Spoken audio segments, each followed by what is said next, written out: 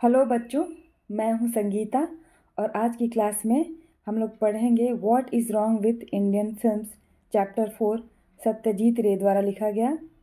सत्यजीत रे, born on May 2nd, 1921, was a well-known film director of India।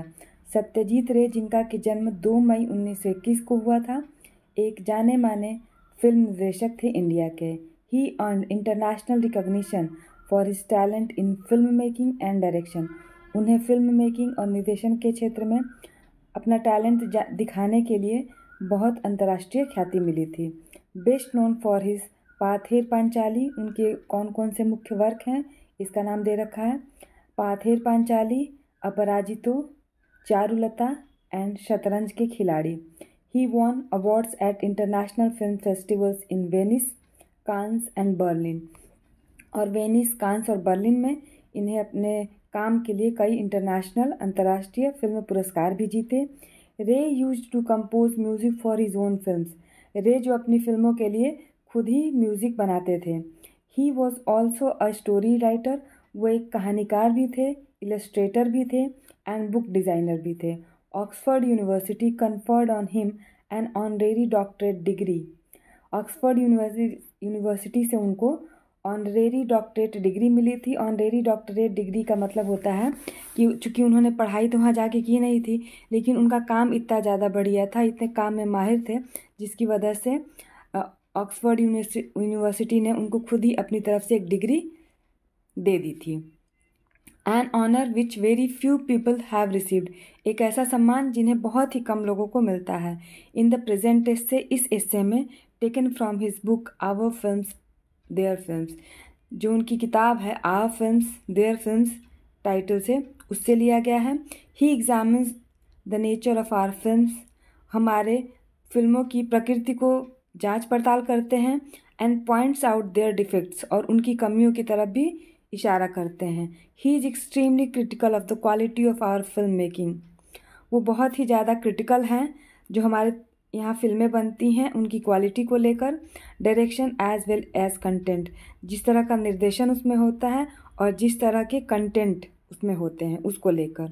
One of the most significant phenomena of our time has been the development of cinema from a turn of the century mechanical toy into centuries most potent and versatile art form। Phenomena का मतलब होता है घटना और potent का मतलब होता है शक्तिशाली, यहाँ मतलब है, और वर्सेटाइल मतलब होता है बहुमुखी। तो इस पूरे सेंटेंस का मतलब हुआ हमारे समय की सबसे महत्वपूर्ण घटनाओं में से एक सदी के यांत्रिक खिलौने से सदी की सबसे शक्तिशाली और बहुमुखी कला के रूप में सिनेमा का विकास रहा है। Today, the cinema commands the respect accorded to any other form of creative expression। किसी अन्य रचनात्मक अभिव्यक्ति की तरह ही सिनेमा भी उतना ही रेस्पेक्ट और डिज़र्व करता है। It combines in various measures the functions of poetry, ये भिन्न भिन्न मात्राओं में ये जो दे रखे हैं poetry, music, painting, drama, architecture, इन सब का कॉम्बिनेशन होता है। And a host of other arts, और भी बहुत सारे अलग अलग आर्ट्स होते हैं जिसका कॉम्बिनेशन सिनेमा में हमको देखने को मिलता है। या तो वो मेजर हो सकते हैं, बड़े बड़े हो सकते हैं, या छोटे, कह सकते हैं कि वो प्रमुख भी हैं और गौण कार्य भी हैं, लेकिन यहाँ हमें सब चीज़ का कॉम्बिनेशन देखने को मिलता है। It also combines the cold logic of science, और यहाँ पे हमें विज्ञान के ठंडे तर्क भी मिल जाते हैं देखने को। India took up film production surprisingly early, India ने आश्चर्यजनक रूप से थोड़ा जल्दी ही फिल्म निर्माण शुरू कर दिया था। The first short film was produced in 1907, पहली जो छोटी फिल्म थी वो 1907 में प्रोड्यूस की गई थी, निर्माण किया गया था। And the first feature in 1913, first feature film जो आई थी वो 1913 में आई थी। पहली लघु फिल्म 1907 में और फीचर फिल्म 1913 में। By the 20s it had reached the status of big business, 20 के दशक तक यह बड़े व्यवसाय की स्थिति तक पहुंच गई थी। It is easy to tell the world that film production in India is quantitatively second only to Hollywood, दुनिया को यह बताना आसान है कि भारत में फिल्म निर्माण संख्या के मामले में हॉलीवुड के बाद दूसरे नंबर पे है। For that is a statistical fact, क्योंकि यह सांख्यिकी तथ्य है। But can the same be said of its quality, क्या लेकिन इसकी गुणवत्ता को भी लेकर सेम चीज़ कही जा सकती है कि ये हॉलीवुड के बाद दूसरे नंबर पे है। Why are our films not shown abroad, हमारी फिल्मों को विदेशों में क्यों नहीं दिखाते हैं। Is it solely because India offers a potential market for own products, क्या यह केवल इसलिए है क्योंकि भारत अपने उत्पादों के लिए एक संभावित बाजार प्रदान करता है। और are we just plain ashamed of our films, या फिर हम सीधे सीधे केवल यह कह सकते हैं कि हमें अपनी फिल्मों पे शर्म आती है। To anyone familiar with the relative standards of best foreign and Indian films the answers must come easily, कोई भी जो रिलेटिव स्टैंडर्ड से कोई भी व्यक्ति फेमिलियर मतलब होता है परिचित हो, अगर कोई भी सापेक्ष मानकों से परिचित होगा बेस्ट फॉरेन फिल्म्स और इंडियन फिल्म से, उसके लिए आंसर देना बहुत ही आसान हो जाएगा। Let us face the truth, चलिए सच का सामना करते हैं। There has yet been no Indian film which could be acclaimed on all counts, अभी तक कोई भी भारतीय सिनेमा या कोई भी भारतीय फिल्म ऐसी नहीं बनी है जिसे हर तरह से सराहा जा सके। Where other countries have achieved, जहाँ दूसरी कंट्रीज़ ने यह अचीव कर लिया है। वी हैव ओनली अटेम्प्टेड, हमने केवल प्रयास किया है। And that too not always with an honesty, और वह भी ईमानदारी के साथ हमेशा प्रयास नहीं किया है। No doubt this lack of maturity can be attributed to several factors, इसमें कोई संदेह नहीं है कि इस तरह की परिपक्वता की कमी को, लैक माने कमी होता है, मैच्योरिटी परिपक्वता, इस तरह की परिपक्वता की कमी के लिए कई चीज़ों को जिम्मेदार ठहराया जा सकता है। The producers will tell you about that mysterious entity the mass, producers लोग आपको क्या बताएंगे कि ये जनता की वजह से, इतनी बड़ी जनसंख्या है, वो ऐसी ही चीज़ें चाह रहे हैं इसलिए हम इस तरह की फिल्में बना रहे हैं। विच goes in for this sort of things, जो इस तरह की चीज़ों के लिए जिम्मेदार है। The technicians will blame the tools, जितने भी टेक्नीशियंस हैं वो अपने उपकरणों को इसके लिए दोषी ठहरा सकते हैं। And director will have much to say about the wonderful things he had in mind but could not achieve because of the conditions, और जो डायरेक्टर हैं, जो निर्देशक होते हैं, फिल्म को बताएंगे कि उनके पास, उनके दिमाग में बहुत ही अद्भुत चीज़ें हैं कहने के लिए, बताने के लिए, दुनिया को दिखाने के लिए, but could not achieve because of the conditions, लेकिन हमारे यहाँ के हालात, हमारे यहाँ की परिस्थितियाँ ऐसी नहीं हैं कि हम उसको प्राप्त कर सकें। In India, it would seem that the fundamental concept of coherent dramatic pattern existing in time was generally misunderstood. India में ऐसा समझा जा सकता है, ऐसा सोचा सकता है that the fundamental concept, जो मौलिक अवधारणा होती है, of a coherent dramatic pattern, जो एक साथ सबको मिलाकर चलता है, ड्रामेटिक पैटर्न, एक सुसंगत नाटकीय pattern, existing in time was generally misunderstood, जो उस समय में व्याप्त करता है, उस समय में रहता है, उसको हमेशा गलत समझा गया था। Often by a queer process of reasoning movement was equated with action and action with melodrama, अक्सर क्या होता है कि तर्क की एक विचित्र प्रक्रिया द्वारा हम मूवमेंट को एक्शन से जोड़ देते हैं और एक्शन को मेलोड्रामा से जोड़ देते हैं। The analogy with music failed in our case because Indian music is largely improvisational, और म्यूजिक के साथ भी हमारी विफलता यह रहती है क्योंकि भारतीय संगीत काफ़ी हद तक काम चलाऊ है। Almost every passing phase of American cinema has had it's repercussions on Indian films, अमेरिकी सिनेमा के लगभग हर बीतते दौर का असर भारतीय फिल्मों पर पड़ा है। Stories have been written based on Hollywood successes and the cliches preserved with care, Hollywood की सफलताओं और घिसे पिटे शब्दों पर आधारित कहानियाँ लिखी गई हैं और उन्हें संरक्षित भी किया गया है।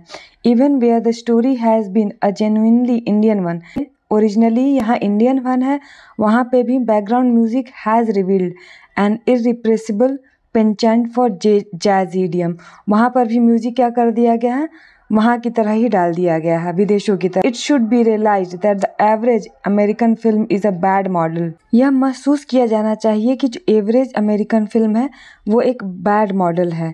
If only because it depicts a way of life so utterly at variance with our own, if only, केवल यदि वह, it depicts a way of life, अगर ये ऐसी लाइफ को दर्शाती है, so utterly at variance with our own, जो हमारी लाइफ के ज़िंदगी से बहुत ही अलग है इसलिए more over the high technical polish, इसके अलावा जो उच्च तकनीकी पॉलिश है, which is the hallmark of standard Hollywood products, जो कि हॉलीवुड का मेन चीज़ है, मुख्य हॉलमार्क है, would be impossible to achieve, उसको प्राप्त करना हमारे लिए असंभव है अंडर एग्जिस्टिंग इंडियन कंडीशंस, अभी जो दशाएं इंडिया में है उसमें उनको प्राप्त करना असंभव है।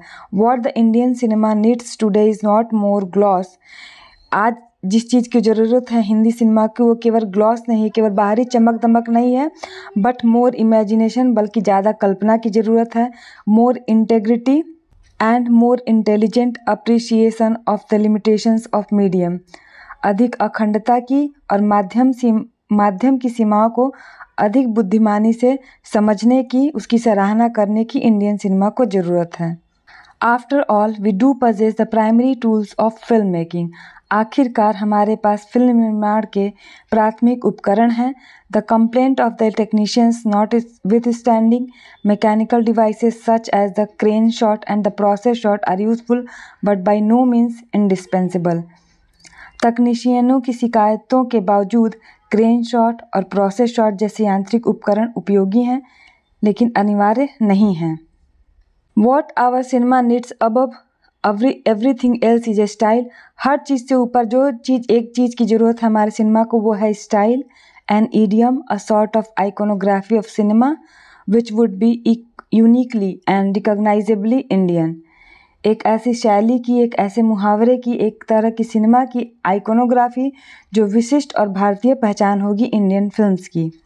The majority of our films are replete with such visual dissonances, हमारी अधिकांश फिल्में ऐसी दृश्य विसंगतियों से भरी पड़ी हैं, but the truly Indian film should steer clear of such inconsistencies and look for its material in the more basic aspects of Indian life where habit and speech, dress and manners, background and foreground blend into a harmonious whole। लेकिन वास्तव में भारतीय film को इस तरह की विसंगतियों से दूर रहना चाहिए और भारतीय जीवन के अधिक बुनियादी पहलुओं में इसकी सामग्री की तलाश करनी चाहिए, जहां आदत और भाषण, पहनावा और शिष्टाचार, पृष्ठभूमि और अग्रभूमि एक सामंजस्यपूर्ण पूरे में मिल जाते हैं। It is only in a drastic simplification of style and content that hope for Indian cinema resides। Indian cinema का होप हमको कहाँ मिल सकता है? एक drastic simplification of style and content, हमें अत्यधिक सरलीकरण में जाना होगा और इसके कंटेंट, जो इसकी सामग्री होती है, उसको भी बहुत सरल बनाना होगा। At present it would appear that nearly all the prevailing practices go against such simplification। अभी वर्तमान में देखने पे हमको लगता है, ऐसा प्रतीत होता है कि लगभग सभी प्रचलित प्रथाएं जो इस तरह की हैं ऐसे सरलीकरण के विरुद्ध जाती हैं। Starting a production without adequate planning, बिना किसी एडिकेट प्लानिंग के, पर्याप्त प्लानिंग के शुरू कर देना फिल्मों का निर्माण। Sometimes even without a shooting script, कभी कभी इनके पास स्क्रिप्ट, कहानी भी नहीं होती है। पेनचैंट for convolutions of plot and counter plot rather than the strong simple unidirectional narrative, कभी कभी क्या करते हैं, प्लॉट्स पे, सब प्लॉट्स पे ये डिपेंड कर जाते हैं, इसके बजाय कि वो सीधे एक डायरेक्शन में अपने कहानी को ले जाएं। The practice of sandwiching musical numbers in the most unlyrical situations, ऐसी स्थितियों में भी जहाँ म्यूजिक की ज़रूरत नहीं है, ऐसी स्थितियाँ हैं फिल्म में, वहाँ पे भी क्या करना, गाने डाल देना। The habit of shooting indoors in a country which is all landscape, एक ऐसी कंट्री में, एक ऐसे देश में जहाँ की बहुत सुंदर सुंदर दृश्य उपलब्ध हैं, वहाँ पे इंडोर शूटिंग करना। And at a time when all other countries are turning to the documentary for inspiration, और जहाँ कि अन्य सब कंट्री डॉक्यूमेंट्री बनाने के लिए इंस्पिरेशन ले रही हैं। All this stand in a way of the evolution of distinctive style, और ये सब चीज़ें हमारी राह की बाधाएं हैं कि हम लोग एक नए तरह का एक डिस्टिंक्टिव स्टाइल अपना नहीं डेवलप कर पा रहे हैं। There have been rare glimpses enlightened approach in a handful of recent films, हमको बहुत ही कम ऐसे दृश्य देखने को मिलते हैं जो कि लोगों में एक एनलाइटमेंट का काम करें, जिसे कि हाल ही की कुछ फिल्मों में देखा गया है। IPTA's Dharti ke Lal is an instance of a strong simple theme put over with style, honesty and technical competence. यहाँ स्टाइल के बाद कॉमा रहना चाहिए। इप्टा की जो एक मूवी आई है धरती के लाल, ये एक ऐसा उदाहरण, मजबूत उदाहरण माना जा सकता है जिसने अपनी बहुत ही सिंपल थीम को स्टाइल और ऑनेस्टी के साथ और टेक्निकल कॉम्पिटेंस के साथ रखा है। बढ़िया फिल्म बनाई है। कल्पना शंकर ने जो कल्पना मूवी बनाई है एंड इनइमिटेबल, जिसको कि फिर से वैसा फिल्म का निर्माण नहीं किया सकता, जिसकी कॉपी नहीं की जा सकती। And highly individual experiment shows a grasp of filmic movement and respect for tradition. और ये एक बहुत ही अनूठा और अत्यधिक व्यक्तिगत प्रयोग है, फिल्मी आंदोलन है, जिसको समझ के साथ और परंपरा के प्रति सम्मान को दर्शाते हुए जिसको बनाया गया है। The raw material of the cinema is life itself. Cinema के लिए रॉ मटेरियल, कच्चा माल, जिंदगी खुद ही है, हमारा जीवन खुद ही है। इट इज़ इनक्रेडिबल, यह अविश्वसनीय है, that a country which has inspired so much painting, music and poetry should fail to move the film makers. जितने इतनी सारी पेंटिंग्स को और म्यूजिक को और कविता को इंस्पायर किया है, प्रेरित किया है, वह फिल्म निर्माताओं को प्रभावित करने में विफल रहा है। यह सोचने में ही इनक्रेडिबल लग रहा है, अविश्वसनीय लग रहा है। He has only to keep his eyes open and his ears. उसे केवल अपनी आंखें और कान खुले रखने हैं। लेट हिम डू सो, उसे ऐसा करने दो। यहाँ पे हमारा चैप्टर ख़त्म हुआ। नेक्स्ट वीडियो में अब हम लोग इसकी समरी और इसके जो question answers, fill in the blanks, match making जो भी होगा उसको हम लोग कंप्लीट कर लेंगे। Thank you.